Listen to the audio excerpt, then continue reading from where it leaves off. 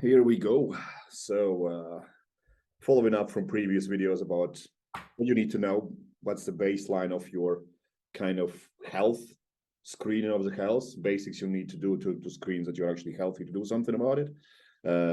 Then baseline physiology needed, being fit enough to actually walk without gassing out. Somebody actually asked a question about, hey, what do I do after I get to the point where I can do that? Well, that's a baseline. You should never give it up. Right. It's Right. not something you get to and then, oh, I'm not going to do it anymore. No, you're 100% right. I had that same conversation with somebody who's transitioning from being kind of like a power lifter into endurance type athlete. They're looking to go into the military. They're a young person, right? So then it becomes, okay, we're cutting back on the strength training, and now I just need you to be able to walk for a mile, jog for a mile, run for a mile, and never give that back up. Yeah. Right, and without feeling like you're dead, right? So yeah, you're 100% right. That baseline physiology, what we covered along the last episode, as far as like, hey, get out there, get your cardio in, start moving. It'll help with your insulin sensitivity enormously. That's also a baseline for ability, right? You should never give that up unless you literally can't, like you have a broken leg or something like that, right? Those types of activities are things that you should never give up, and you should always look for opportunities in your day to actually do those, right? You shouldn't think about those things like, I got to get out there and I got to do my walk. It should be like, oh no, I got a 15 minute of not doing anything. I should probably go do my walk. You should intuitively be looking for places to put that in, because Yeah, it, have a it should. chance to not get worse. Exactly. Right. Right. And that's how you should treat your vacations, your going to the airport. Hey, I'm going to park on the furthest parking lot away from the train station or whatever, right? So that I can get some extra activity in, because I'm not running late, right? So it's convenient, right? It's convenient. I'm doing this anyway. I'm already going to this place. I might as well get some extra activity in. And now I think, um, for the goal of most people here, they're not looking to be competitive athletes or anything like that. It's about, hey, let's make sure that we are fit pretty much year round and having the best life that we can. So how do we ensure that? Once you've So let covered. me let me just stop you for a second. So I have been very lucky to work with like top 10 world's strongest man athletes and whatnot, and top power lifters, bodybuilders, and whatnot. And I'm sure you are one of the bloody top guys on the planet. And when I talk to every single one of them, there is a common denominator for extremely successful people, which is usually they have done a lot of things that they never considered being useful, which is a lot of bodyweight stuff, either track and field, either like yourself, some grappling, some sprinting, this and that, rugby playing, and all those kind of things that they never considered that I need to do this to be great at powerlifting, great at strongman, great at bodybuilding, great at whatever. But every single one of those who have had that background improve their ability or skill in whatever they pick to choose to go for much quicker than those who have never done that. So what I would like to get out of this is, what do you think is that kind of order of sequence, how you can actually make sure that you get the most out of your training, instead of going in a gym, hey, I want to get ready for holiday, and you're just going to do some bodybuilding routine, or hey, I want to take this strongman stuff up, blah blah blah, and start lifting stones on first weekend. Would you say there is an order of sequence that you would tap into to make sure that you kind of bulletproof yourself from failure and also set yourself up for faster success? Yes, yes, yes. So I'm glad you brought it up in that way, because there is a sequence. So now that you've got a baseline physiology, your aerobic capacity, this is something that you do daily, all the time, as often as it's allowed for you. The next thing is, okay, I'm going to work out 2 days a week, 3 days a week. It doesn't actually matter, right? But when you do work out, you want to get the most out of that workout, right?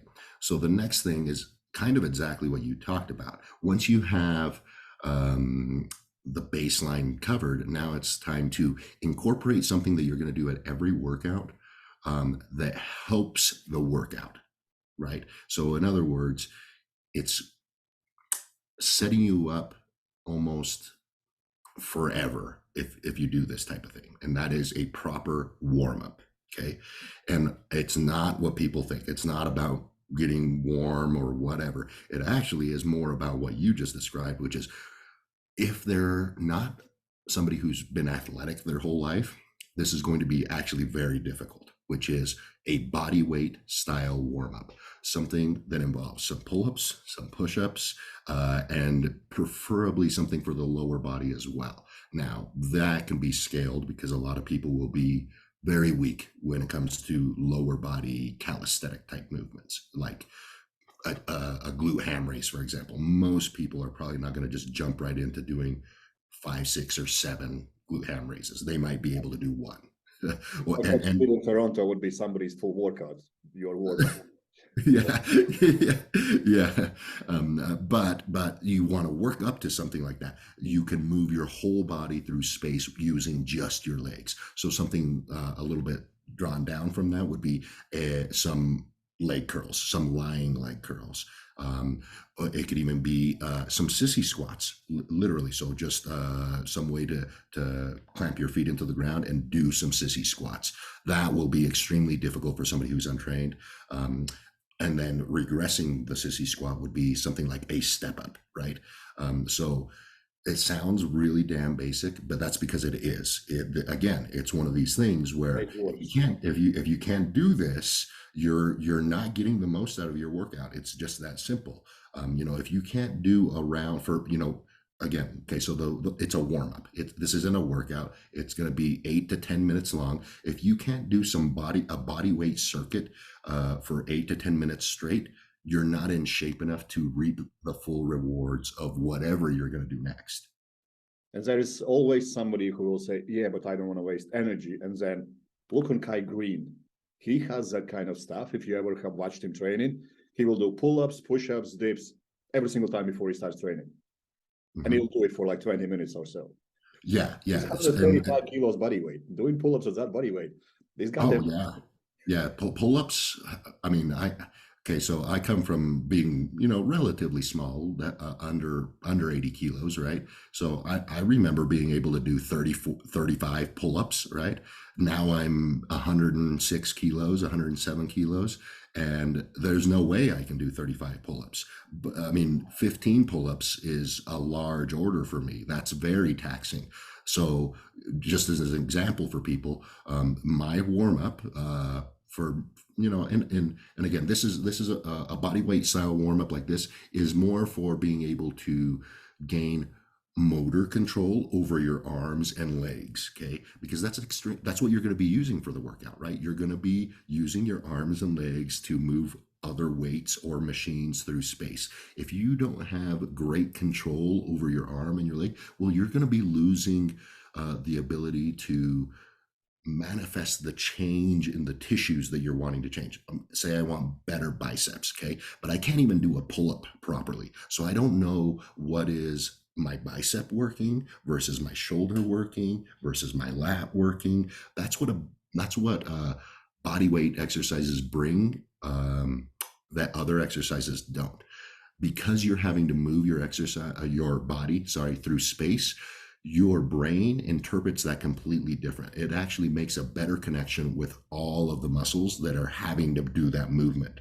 So then when you go to a bicep curl, for example, and you can now contract only your bicep, you have a better connection with that bicep because you have established a great connection through the full chain of everything that involves pulling something towards you. So now you will actually be able to get more out of those bicep curls because you have better neurological drive with those tissues. By itself, go ahead. Because of these things being so overlooked and skipped over, is why we have so many people who look extremely fit and strong and pulling their back on their knees because they just can't even control their body weight. Yeah, it's very true. I mean, this might not be the issue for some of the people that we may be talking about. They're not going to get 105 kilos. Maybe they want to be that big, right? But even smaller people, I see this exact same problem where it's like they don't really have very good control of their body. So when they do something like literally just twisting and picking up their kid, they screw something up in their back, right? And then they're like, I can't train for a week because I messed up my back. But I'm telling you, if you that person that has that happen to you, you probably can't even do a plank for a minute. You don't have any core control or anything like that. So planking is another perfect one. So I mean, literally, you could just go to a calisthenics like channel and you would see all the exercises that you could probably do. Like you said, dips, pull-ups, push-ups, planking, glute ham raises, all of those things. Those are all very, very valuable to just include as a warm-up. And what you will notice is, because it's a warm up, you're going to do it for every workout, every time you go into the gym, anywhere in the world. That's already part of the program that you don't have to think about, that is giving you rewards, right? So it's not even something that should be draining. By the time you've done this for 2 months, done this type of warm up, you actually look forward to the warm up because it gets you in the right mindset, right? That's just what I wanted to kind of mention, is like, people should use it as a priming for a training session. Yes, yes. That is probably, and the more you do this, because at the end of the day, it's about consistency, right? It's about consistency. After you've been doing this for 6, 7 months, you're like, wow, a lot has changed. I really love this, right? But you had to do it for 6 months, right? So it's one of those things where it's like, okay, now that I've been doing it for 6 months, it gets a little boring right here in the brain. Yeah. I'll be the first to tell you, I love training like anybody else, right? I love training like a madman. That doesn't mean that I look forward to every training session every single day. Okay. It means it's just something that I do now. But the warm up, like yesterday's a perfect example. I was a busy day. I didn't really have a lot of time to like psych myself up and be ready, like, oh, I'm going to be ready to go to the gym. I gotta, I'm getting my pre-workout. It was literally, oh shit, it's time to train. I walked downstairs and changed my clothes and it's time to train, right? But I wasn't in it mentally. I had other things on my mind. But I'm like, okay, I got 10 minutes to change my mindset. Let's go through this warm up. Turn on a little music, started going through the warm up. Next thing you know, 5 minutes in, 6 minutes in, I'm breathing a little bit heavy. I'm getting a little sweaty. And then I'm like, oh yeah, okay, great. I feel great. I'm ready to go. Close the door. Nothing's going to bother me for the next 1 hour. And I'm going to go have a good workout. And sure enough, it was a great workout. It didn't start that way, especially in my mind. It was like, I got all this other shit I got to do, right? And this is probably going to be the most valuable thing that this warm up brings to people that are very busy, is it gets you in the right mindset to get the most out of your workout. Plus, it's physically checking off major boxes as far as physical abilities. So when we go through order of sequence, we kind of, touched on, you need to be able to control your body weight. I like simple thing as getting someone to stand on one leg and close their eyes. Yeah, that's very hard. Just something like that. Is there something you feel like people should not start with? It's a bad idea. Like you and me know people come in and they're like, oh, I only have 30 minutes. Let's hit some chest. And they just go and do bench press and whatnot. Which more is nothing bad. But is there something that you think is they definitely shouldn't start with? Yeah, if there's somebody that, hey, this is my starting point, we're trying to establish a good starting point, then the very first thing that I would say is you're probably going to want to avoid, and again, people are going to harass me for this or whatever, but I'm just going to say it. You're probably going to want to avoid barbells for the first little bit, only because the barbell forces you into positions that you orthopedically may not be capable of getting into, and that can get you hurt. So first, that's why the body weight is so important, is it teaches you a little bit about how your arms move in relationship to your torso. It teaches you a little bit about how your leg, pay attention to those things, like especially when you're doing push-ups or pull-ups. Hey, you might notice, this is a discrepancy on my own, I have a broken collarbone. My arms do not, like when I bench press, I cannot have my arms perpendicular to each other. They have to be off kilt like this because this shoulder cannot move like this shoulder can. So my bench press actually looks sideways a little bit. But I didn't discover that until I started doing a lot of push-ups, because you put your hands on the ground like they're going to be even, right? And I go to do a push-up and this side can't get down as far as this side. I move my arm a little bit and now it's the same, right? You got to pay attention to those types of things. That's why body weight stuff is so important. It's not so much it is about, you know, the physicalness of it, but it's about teaching you how your body moves. So then you can, I would say the best place to start with things, especially if you're a beginner, would be dumbbells. But you have to make sure, there's one rule with dumbbells: if you physically can't handle it yourself to put it into position, it's too heavy to even consider it, right? You should be able to physically be exhausted, but still be able to handle that weight uh, very carefully, right? You get done with a set, you can set it yourself right back down. You don't have to drop it. You're not completely exhausted. There really isn't a reason to train to absolute failure with any of this, really, for anybody for quite a long time, especially if you've been training for less than a year. You're getting a lot of reward without having to push to the danger zone of subsets, right? Now, after 3 or 4 years of training, by that time you should be so damn good at moving stuff around and stuff. Now you can start forcing some failure stuff. And by that time, you're probably introduced some barbell things or machine things that don't lock you into place, but you've learned how to move your body, right? So so cables, dumbbells, and any free motion type machine are going to be excellent for beginners, especially if they have a decent coach that starts to teach them, hey, when you do for example, a free motion squat, or even a Smith squat, right? If you can teach them the proper mechanics of how to get in the hole and out of the hole, and then you upgrade to a barbell and see how different that is, etc. Same thing with like pressing movements. You start with some dumbbells. You show them, hey, you feel the lat that's keeping that shoulder safe and tucked into you. That's what you want to use as your base to be able to push off of, etc. Those types of things. And then when you move to a machine, then they're more likely not to hurt their pecs, hurt their shoulders. And then you move to a bench or a barbell or stuff like that. So I wouldn't say that those are like no-nos, because some people may only have a barbell available.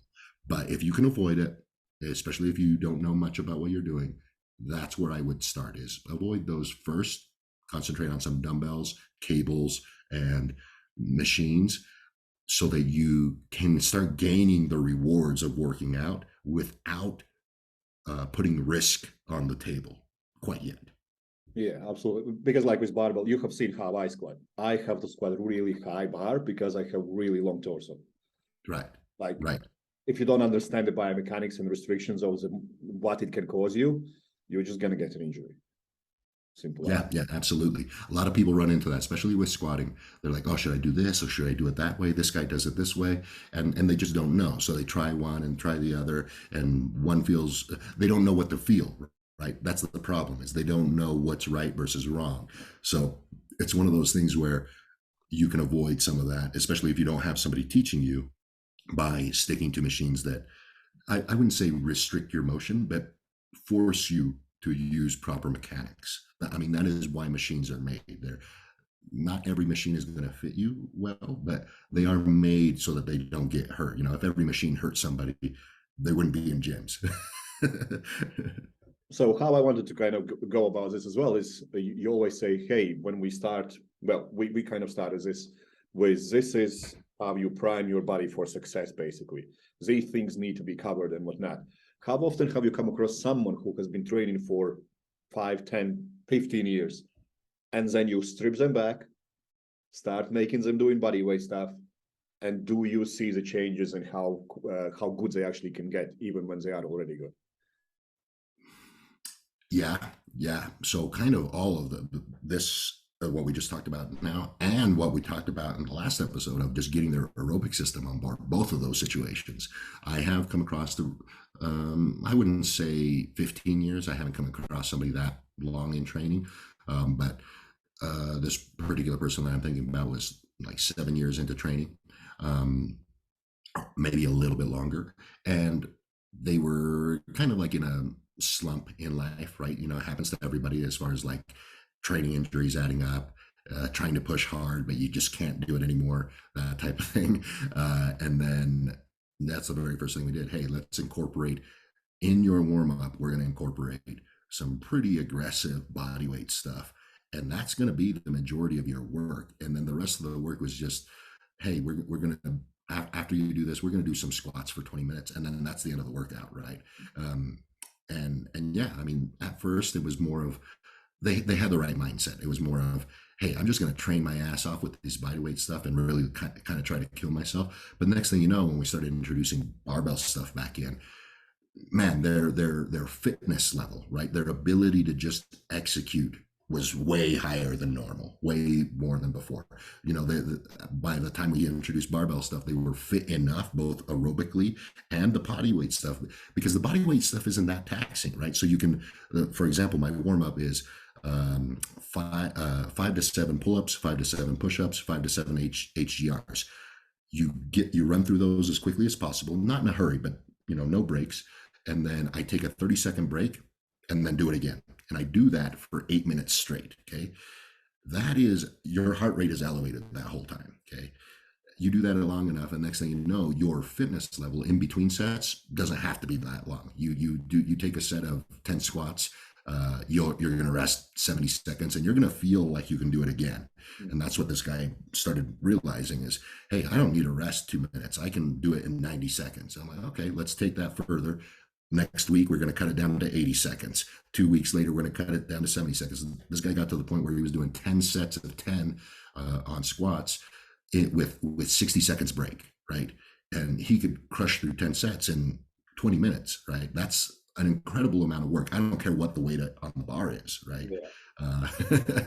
So Specific reason why I bring this up is so people don't misunderstand that, oh, this is only for beginners. No, this is a baseline for anyone who want to take their results up next level. This is what you should be able to do. You know, it's not that you only should be able to do it when you start out or whatever. You should be able to do that all your life. Yes. Yep. Yeah. And like I said, this person, it's not really like they didn't know this. It's just that they had forgotten, just like you stated, that this is something that you should carry with you forever. Because this person came from a athletic background as well, right? You know, in high school and stuff like that, where this is basic, right? You do this every day. You do some pull-ups, you do some push-ups, you do some sprinting, you do some jumping and stuff like that. So it's not that this person didn't even know this, and I'm sure that they trained some of this early on in their life, just like I have. It's just that when they got older and trained specifically for strength sports, they stopped doing those things.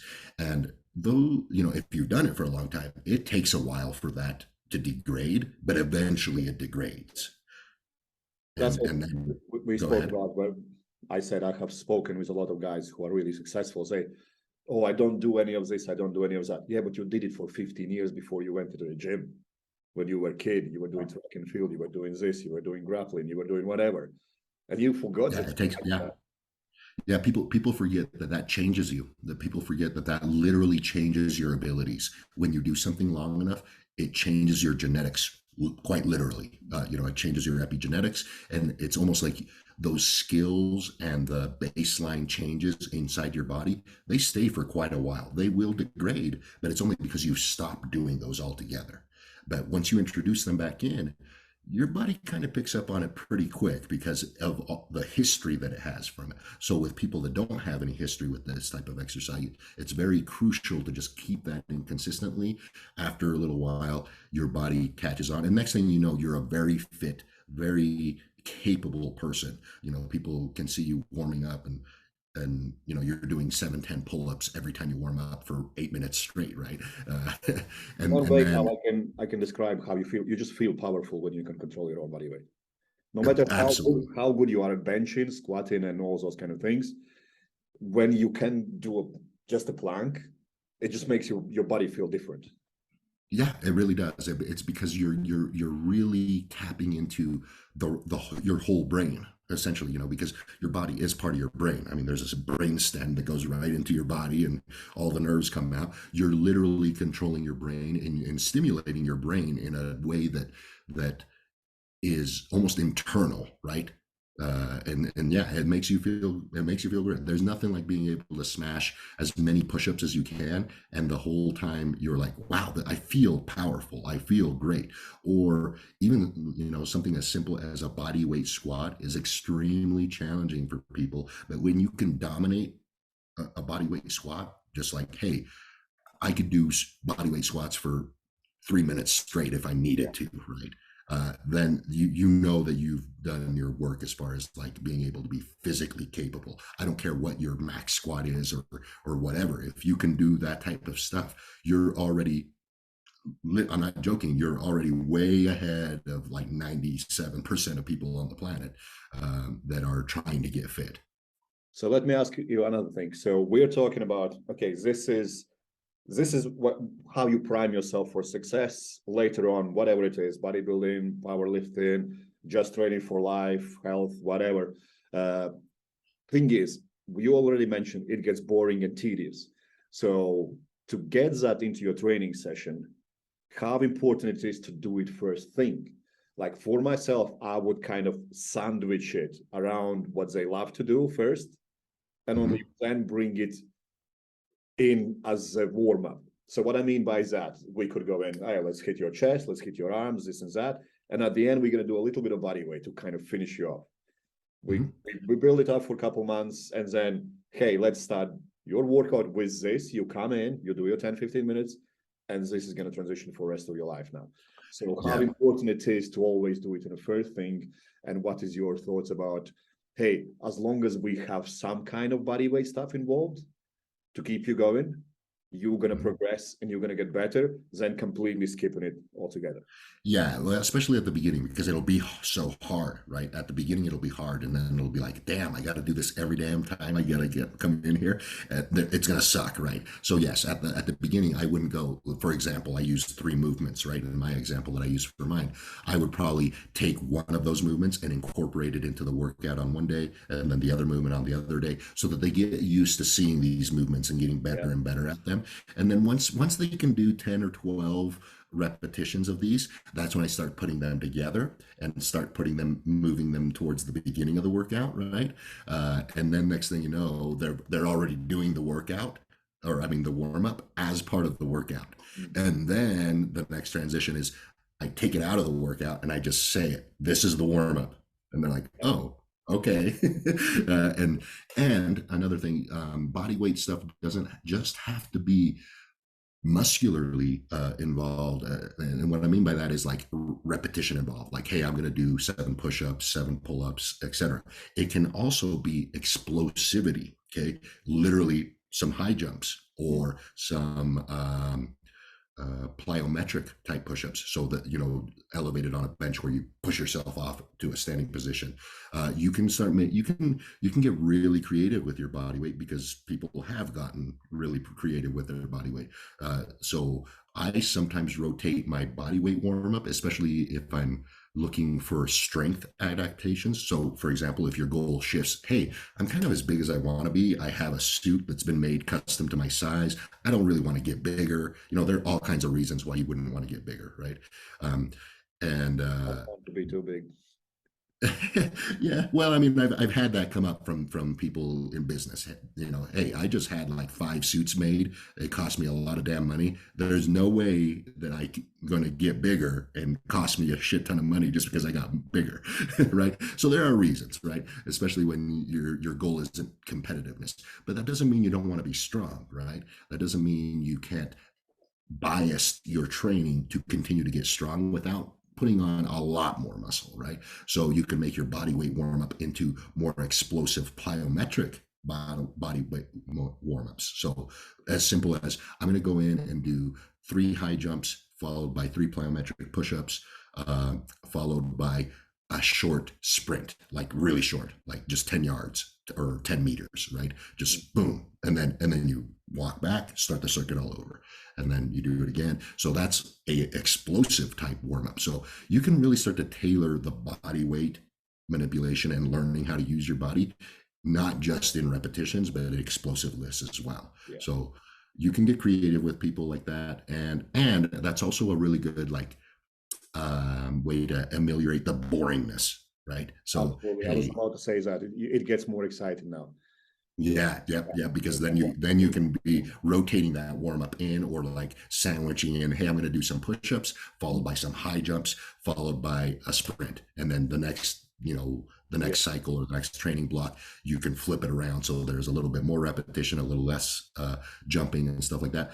And the beauty about all of this is you can literally do it camping, right? You don't need any equipment for any of this stuff. Yeah. And it goes back to what I mentioned last week, where it's like, hey, getting your body in a routine of like seeing the sunlight, getting your cardio in. This applies to this type of warm up too. I mean, if you go on vacation, camping or whatever, you don't have any gym equipment, who the fuck cares? Is it your day to, start your day with a plyometric warm up or a body weight warm up, and you've literally already reinforced what we were talking about earlier, athletes that have grown up with this type of training. You're doing that yourself just by being able to do it anywhere on the planet, no matter what's going on. Unless you have a broken arm or a broken leg, you're going to be able to do it. Yeah. It's what Tom Brady calls playability. Basically, when you're younger, you can elicit a hell of a lot of strengths. Let's be honest, the strongest people are in up to their 30s. Everything after that, you just need to make sure you don't get injured. Yeah. Try to drag it out as long as you can. That's where you start to take more careful approach towards being able to sustain the power you have. It's like I'm now getting back into hypertrophy, and I know if I haven't done hypertrophy training for a very long time. If I was to lift now what I was lifting before start of this year, when I completely abolished that, I would just get injured. Yeah, you would. I'm starting back to basics again. So I think this was really valuable to kind of people make sure that understand that there is an order of sequence. Like how I said, if you are a race car driver or mechanic, you still need to know how to start a car. This is it right here. You bodybuilder, boxer, whatever. You need to be able to control your own body weight to prevent damage first, and second of all, it's going to make you feel amazing. Once you get that control, you just feel better. The back pain is not bothering you anymore, because back pain is not stiffness, it's weakness. Right. Yeah. No, 100%. And like I said, it just is empowering. It really is. When you get to the point where this becomes your warm up, right? Whether it's the explosive in nature or the repetition in nature or a mixture of both, you feel really damn good. Like sometimes I just do my warm up in the middle of traveling, right? Like especially if I've been sitting in a car for a long time, just because it feels good to move your body, like literally. And I get a little bit of a training effect, a little bit of reinforcement, telling my body, hey, this is something that is not going away. And your body starts to learn that this is a permanent thing that you should be capable of. And it starts prioritizing keeping that online as far as like your muscular ability to control yourself. Absolutely. And this also gives you opportunity to be fit and healthy without ever having access to gym. Because some people will be like, oh, I can't do this for next 6 or something months. That's it. I'm going to let myself go a little bit. No, you don't need to. No, you don't, because these become so simple and so easy to do. You can turn this warm up. You can turn a warm up literally into a full session. A full by the 25-minute mark, 30-minute mark, you're gonna be drenched in sweat. You're gonna be kind of achy, and you're gonna be ready to be done. You'll be like, holy shit, that was a workout. Yeah. And it took you 20 minutes and with zero equipment, right? If you learn to control your body, it's endless, the possibilities as far as like how you can get a good workout in with absolutely zero equipment. Awesome. I think we're going to wrap it up there. Not going to extend it any longer. Thanks again for your time, and we'll dwell into deeper things on next video. We will. Cool. Thank you.